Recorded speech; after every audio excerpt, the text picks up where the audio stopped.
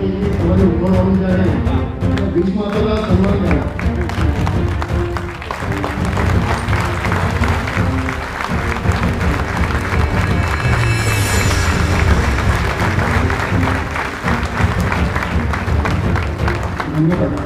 तुझा हात वर करा, असा पाठीमागे असा पाठीमागे स्वतःला शाबासकी द्यायला.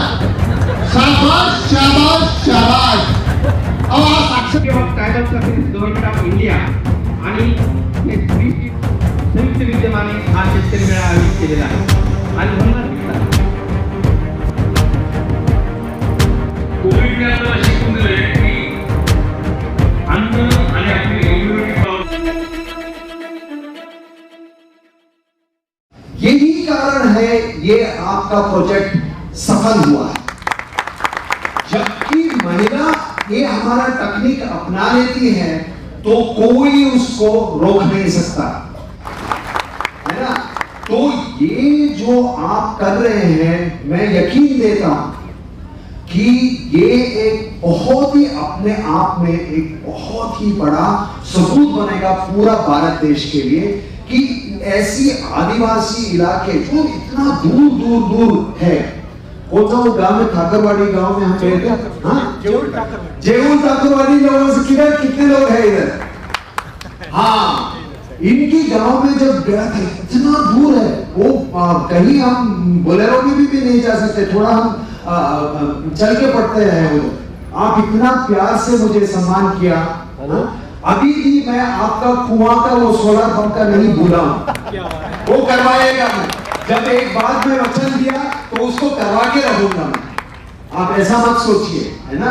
अभी भी हम चालू है और उसको मैं करवाऊंगा है ना. और हर एक गांव में जो प्रीत मिला है जो प्यार मिला है वो अपनापन जो मिला है मेरे लिए मैं बहुत ही आभारी हूं. और इतनी बातों से मैं समाप्त करता हूं. मैं जो बोलना था लेकिन हम आपके साथ रहेंगे अभी और 2 साल तो वैसे ही हम साथ रहेंगे. लेकिन गुरुदेव एक बार आपके जीवन में आ गया तो जीवन भर हम साथ रहेंगे. जय गुरुदेव. आई येत असेल तर आई लिहा. मला काही क्षेत्र असेल कुणी दिले असेल बरोबर असेलच ना. मला काही क्षेत्र असेल कुणी असेल जसंही तसं आपण ती कांडी चलवा चलवा चलवा कांडी चलवा. एकदा सर्वजण कांडी चलवा. काय होतं बघू आता. पेन चालवल्यानंतर काय होतं कशी क्रांती होती ते बघूयात आपण. बघा खूप जणांनी आई लिहिलं खूप जणांनी म लिहिलं खूप जणांनी क लिहिलं. जे जमल ते लिहिलं. ज्याला काहीच नाही जमलं त्याने किमान कांडी चालवली. बरोबर. आता हे सगळं डाव्या हातात ठेवा. उजवा हात वर करा. उजवा हात वर करूया. उजवा हात वर करूया प्लीज सर्वजण. कृपया सर्वांनी उजवा हात वर करा. असा पाठीमागे न्या. असा पाठीमागे न्या आणि स्वतःला शाबासकी द्यायला. शाबास शाबास शाबास. अहो हा साक्षर झालो आपण. या निमित्तानं आपण साक्षर झालो. साक्षरतेची पायरी हीच असती. एकदा पेन हातात घेतली उभी हातात घेतली तर माणूस साक्षर होतं. आणि घोड्यासारखं शिवाजी महाराजाच्या घोड्यासारखं दौडायला लागते. एक छान मुद्दा त्यांनी सांगितला. इथं ताई जास्त आहे का दादा जास्त आहे का. ताई जास्त आहे का. इथं म्हणतो ताई ऐकणार आहे का दादा ऐकणार आहे का. ताई ऐकणार आहे का. इथं जे जे ऐकणार आहे त्याच्याप्रमाणे घरी गेला काम ताई जास्त करणार आहेत का दादा करणार आहेत. ताई मग दादा काय करणार आहे. बरोबर. मोठा प्रश्न मग दादा काय करणार आहे. दादांना विनंती आहे ताईच्या हातात हात द्या. पहिले म्हणायला लागायचं की ताई दादासारखं वागा. आता माझी वेळ आली दादांनो ताईसारखं वागा.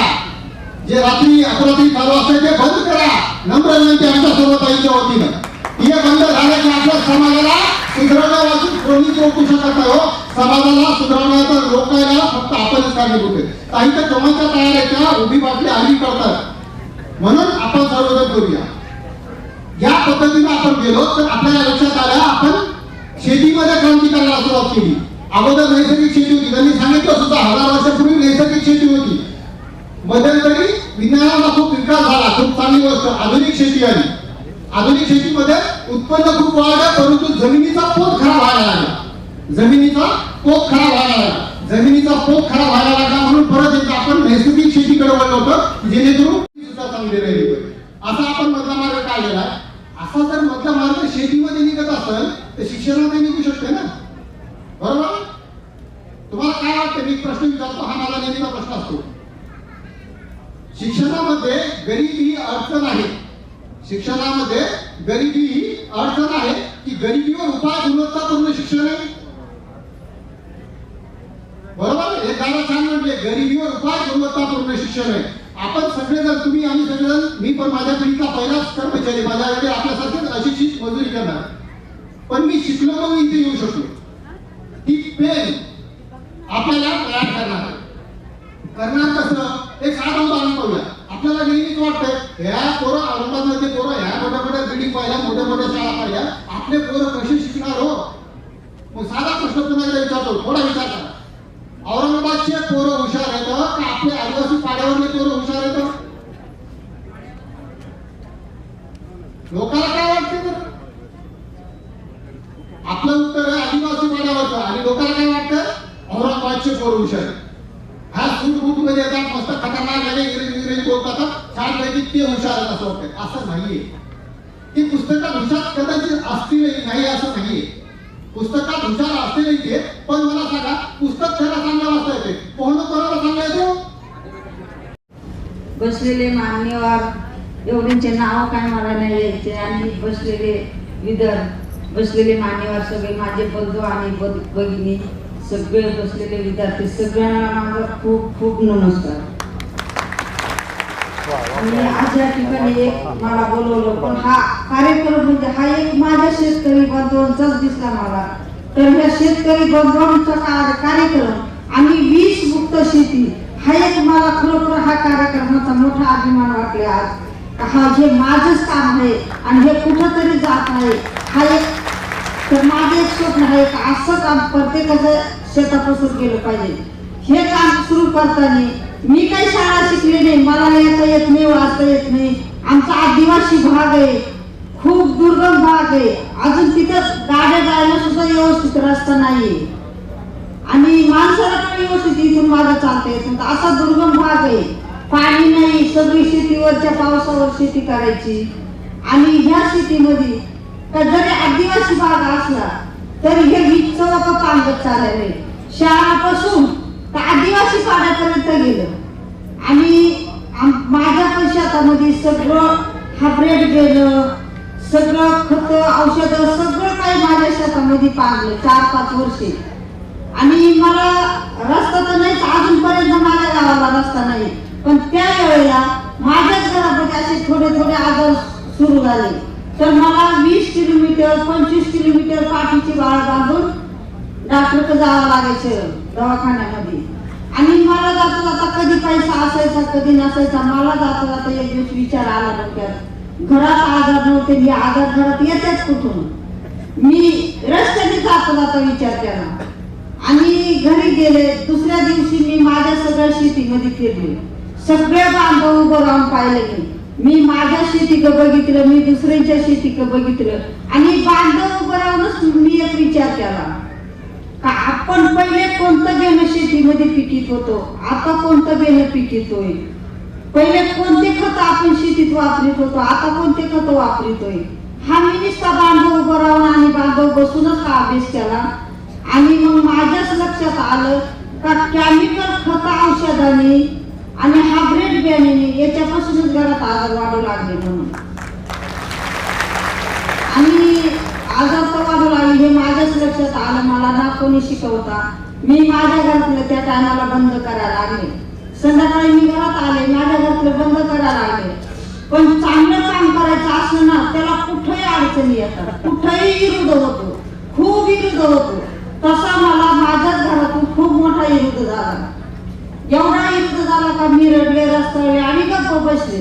पण मी एक शब्द वापरला, आजपासून सगळं तुम्ही बघायचं, मी काही बघणार नाही. आणि तेच केलं मी.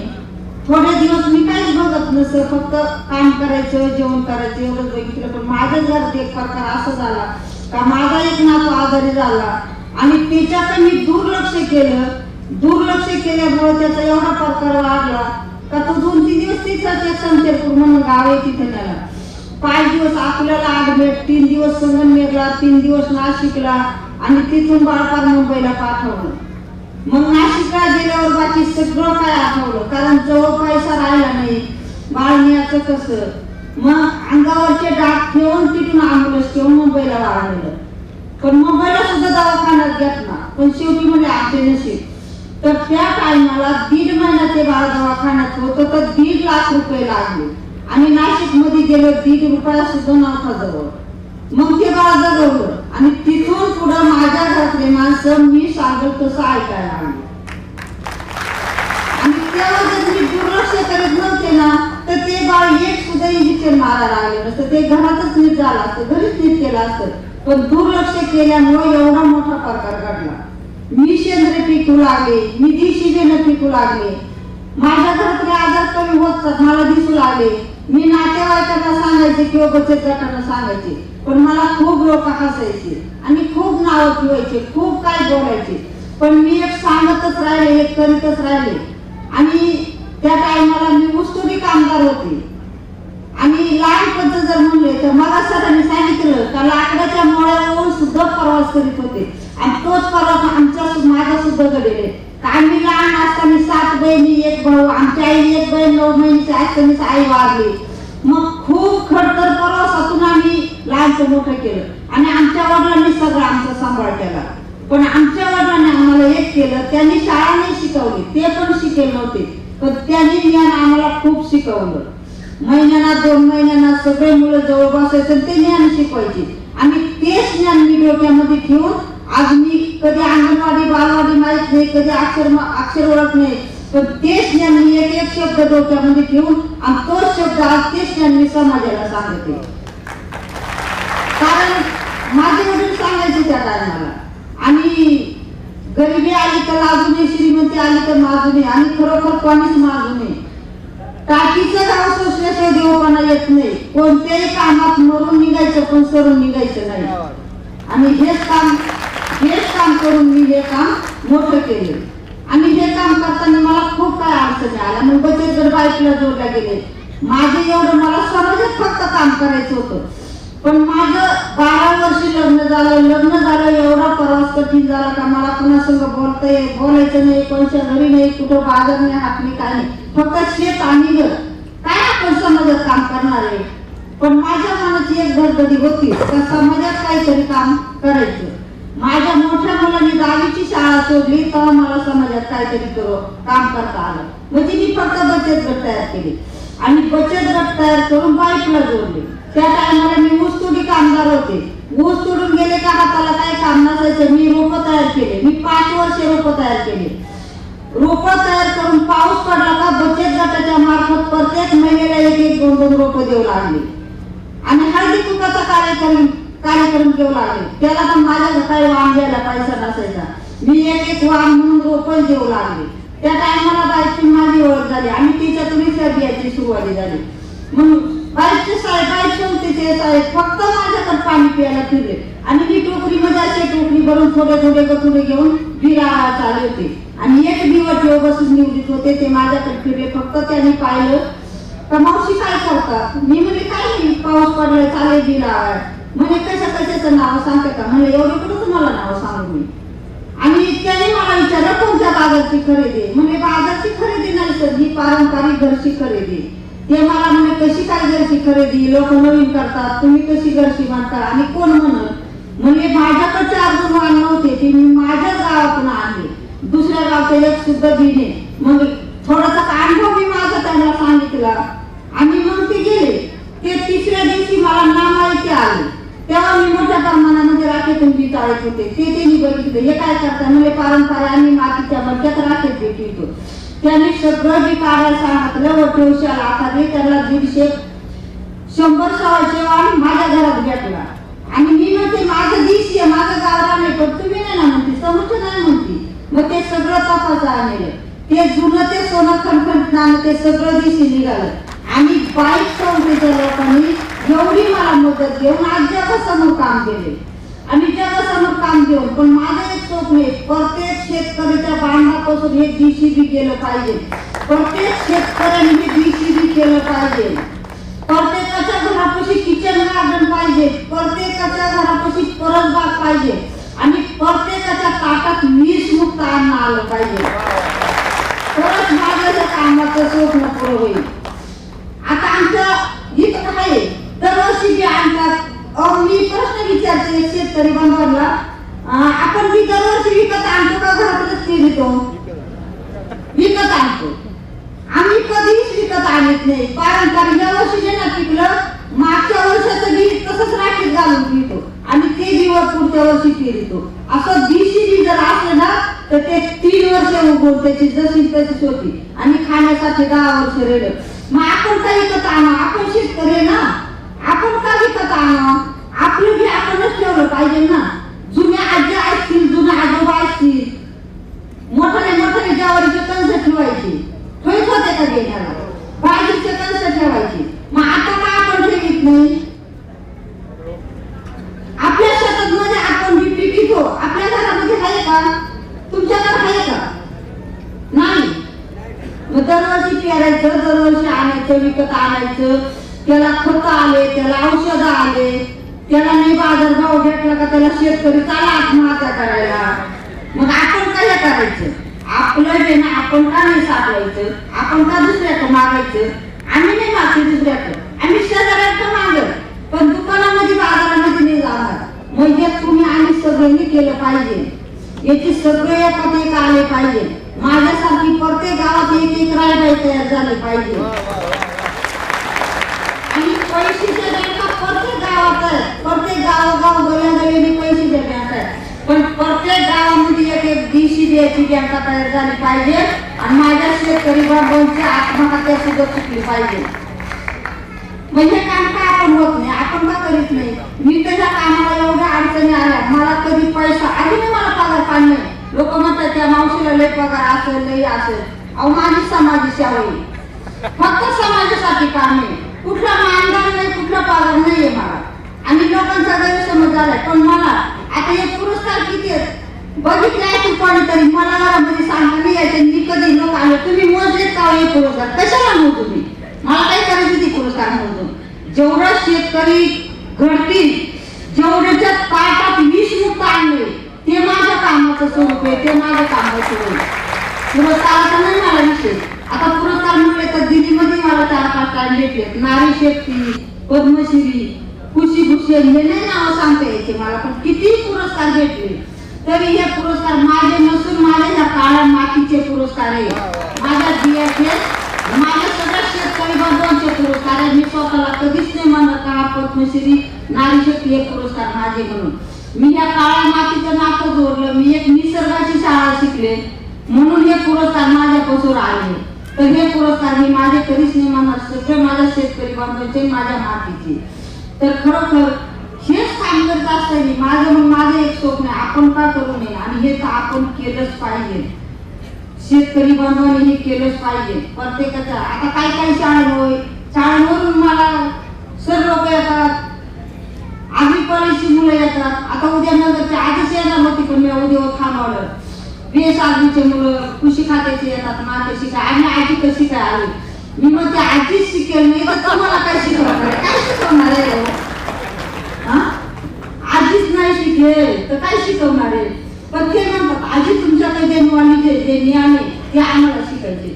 मी बसते त्या मुलांना असं जमिनीवर आणि शिकविते त्यांना.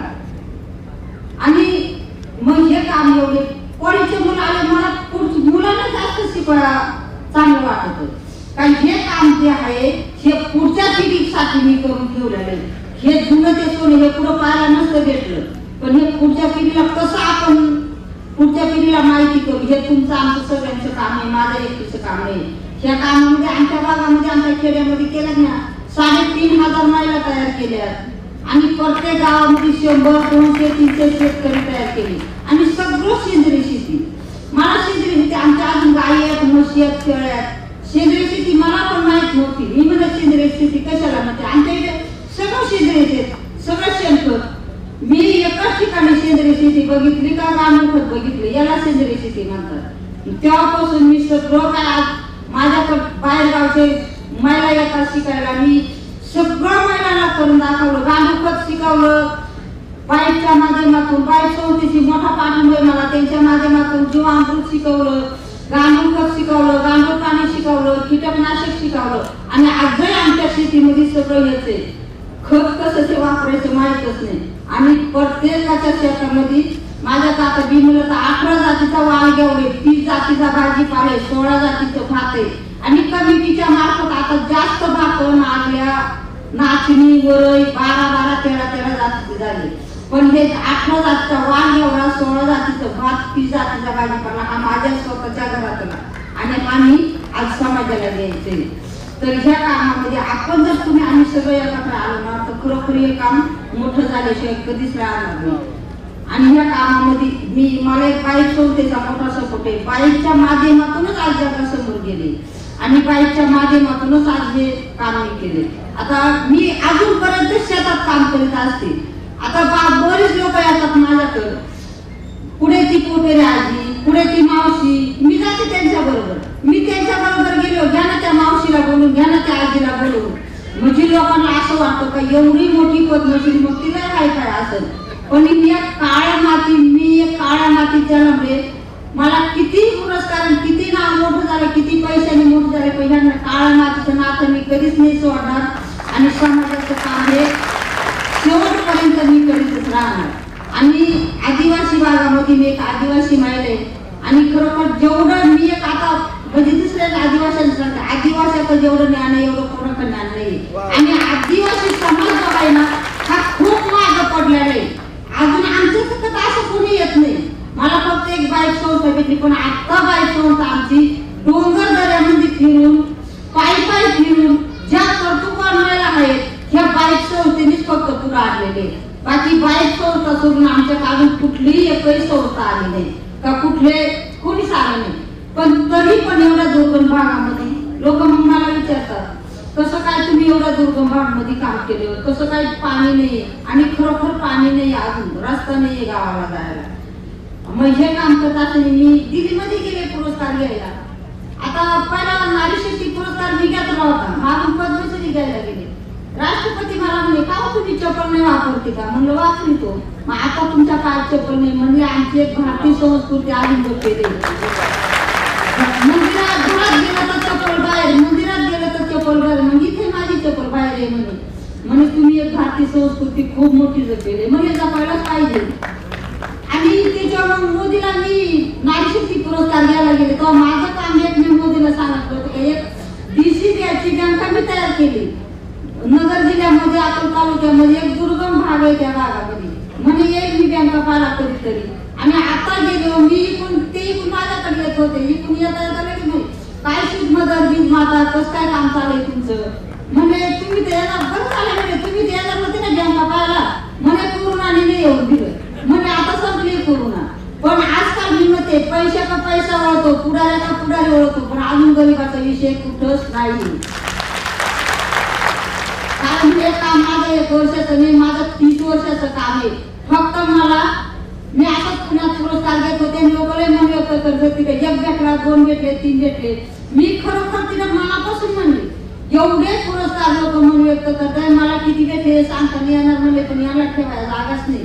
आणि मी काय करू या पुरस्कार घेऊन आणि काय करणार आहे त्या पुरस्कारला घेऊन. माणूस किती घेतलं तर काय होणार आहे त्या पुरस्काराने का पोट भरणार. 4 पाहुणे आले त्याला बसायला जागा नाही. कॉलेजच्या मुलं येतात त्यांना बी दाखवता येत नाही. मी 22 वर्ष एका झोपडीमध्ये काम केलं. मला लाईट सुद्धा नव्हती. मला नंतर एवढा कमीपणा यायला लागला का हे काम करावं का सोडून द्यावं. आणि हात पार का मी पुण्यामध्ये तडा बोलले का काम तर समाजासाठी केले. पण 4 पाहुणे येतात त्याला बसायला जागा नाही. कॉलेजचे मुलं येतात त्यांना उभं राहता येत नाही. मग हे काम समाजासाठी उभं केले, पण हे करावं का सोडून द्यावं. मग मी म्हणजे मी माझ्या पैशाचे मी शेअर तरी बांधून घेतला असतं.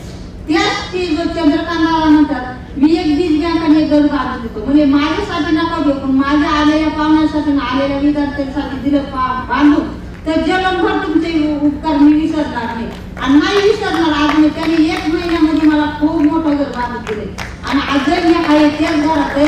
पण माझे कॉलेजचे मुलं असे समाज आले मला बीट होते आणि खूप मोठं काम आता तिथे खूप मोठं काम चालू. आणि त्याच कामामध्ये तर आता फक्त माझी जागा होते एवढीच एक अपेक्षा आहे का सगळ्यांनी मिळून तुम्ही 20 मुक्त काम करा. सगळ्यांच्या ताटामध्ये 20 मुक्त आलं पाहिजे. नुसतं आपल्या पुरतं पिकवायचं आपणच खायचं हे नाही झालं पाहिजे. हे प्रत्येकाने केलं पाहिजे एवढं मी शेतकऱ्यांना सगळ्यांना आव्हान. आणि मी एक सांगते, शेतकरी बांधवांना सुद्धा दुसऱ्यांनी सुद्धा मदत केली पाहिजे. सगळ्यांनी मिळून जर हे काम केलं ना तर खरोखर आपली पुढची पिढी चांगली करण्याशिवाय राहणार नाही. आणि आपली पुढची पिढी भारतामध्ये काहीतरी चांगलं काम केल्याशिवाय राहणार नाही. प्रश्न विचारायचा असेल तर घ्या विचारून मला. एवढ्या बोलून मी 2 शब्द संपवतो. जैसा आपने इस पूरे प्रोग्राम में देखा, भारत का जनजातीय मंत्रालय माननीय प्रधानमंत्री जी और हमारे जो मंत्री हैं अर्जुन मुंडा जी, उनके जो मार्गदर्शन है, और जैसा आप जानते हैं कि पूरे भारत में एक नैसर्गिक खेती का अभियान चल रहा है, तो औरंगाबाद एक ट्राइबल एरिया में आर्ट ऑफ लिविंग फाउंडेशन के साथ हमने ये एक पायलट प्रोजेक्ट किया जो कि 3 साल का प्रोजेक्ट है।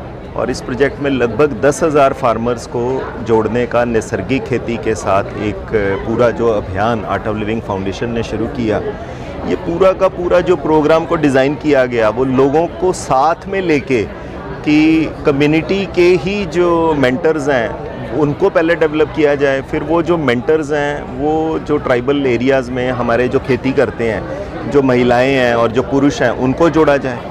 और ट्राइबल एरियाज़ में आप देखते होंगे कि नशा भी एक ऐसी चीज़ है जो कि साथ में जो भी वो खाते हैं कमाते हैं वो नशे में कई बार उजाड़ देते हैं। और एक अवेयरनेस प्रोग्राम्स कि भारत सरकार की क्या क्या स्कीम्स चल रही हैं उनके बारे में भी, जैसे स्कूल्स हैं, लाइवलीहुड की स्कीम्स हैं, इसी तरह से हमारी जो ट्राइबल कल्चर को मेंटेन करना, ट्राइबल डांसेस हैं, उसको भी ये करने के लिए। तो ये जो पायलट प्रोजेक्ट था बहुत ही एक छोटा सा प्रोजेक्ट था जिसको आपने देखा कि सभी NGOs इसमें जुड़े हैं, स्टेट गवर्नमेंट है और specially art of living foundation के जो पूरी टीम है उन्होंने मिलके इस प्रोजेक्ट को ना सिर्फ औरंगाबाद में बट पूरे महाराष्ट्र में, ना कि पूरे दिल्ली में इसकी जो है वो चर्चा है। और इसी के लिए हम लोग सब आए इस प्रोजेक्ट की जो फर्स्ट ईयर जो कंप्लीट हुआ है, जो फर्स्ट बैच 3000 लोगों का ट्रेन होके मार्केट लिंकेजेस इसमें किए हैं, तो वो आज इस प्रोग्राम के लिए हम लोगों ने आए। और अगले 2 साल तक और ये प्रोजेक्ट चलेगा और हम चाहेंगे कि जो यहाँ के लोग हैं और जो यहाँ की समाज सेवी संस्थाएं हैं और जो उस ज़्यादा से ज़्यादा जो नैसर्गिक उत्पाद हैं ये जो खेती यूज़ कर रहे हैं तो उसको यूज़ करें और इसके बारे में जन जागरण में इसके बारे में चर्चा करें। आपका नाम और पोस्ट? मेरा नाम नवलजीत कपूर है, मैं जॉइंट सेक्रेटरी हूँ मिनिस्ट्री ऑफ ट्राइबल अफेयर्स।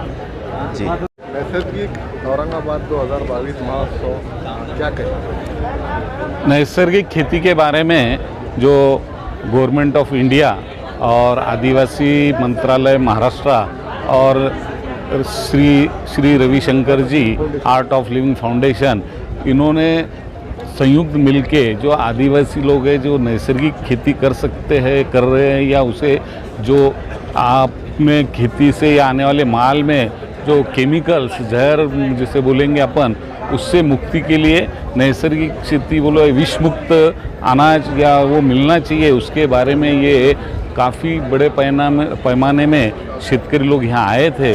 उसके अंदर जो उनको जो बताया गया कि उन्होंने ये अनाज बनाए और जिसके लिए अच्छे से वो हर जगह उसकी वितरण करे खुद के शरीर को और अपनी ज़िंदगी बढ़ाने के लिए वो काम का जाएगा, इस हिसाब से ये आज का आयोजन किया गया था। और उसके अंदर जो मंत्रालय से जो आदिवासी मंत्रालय से जो सेंट्रल गवर्नमेंट के सेक्रेटरी आए थे उन्होंने भी बातचीत रखी अपनी, महाराष्ट्र के सेक्रेटरी आदिवासी के जो है उन्होंने अपनी बातचीत रखी, श्री रविशंकर जी के, और जो बीच की माता बोली जाती है पेपारे मैडम, वो भी राहीबाई पेपारे, उन्होंने भी अपनी बात रखी। और ये सब लोग इसका जो अनाज बनाएंगे उनको कभी मार्केट और उसका जो अभाव बनता है, तो उसके लिए हमने औरंगाबाद कृषि उत्पन्न बाजार समिति, ये जो अच्छे शेतकरी है, अच्छे तरह का माल बना के लाने वाले हैं, वो अच्छे ग्राहकों को या यहाँ के आम आदमी को या तमाम लोगों को मिलना चाहिए।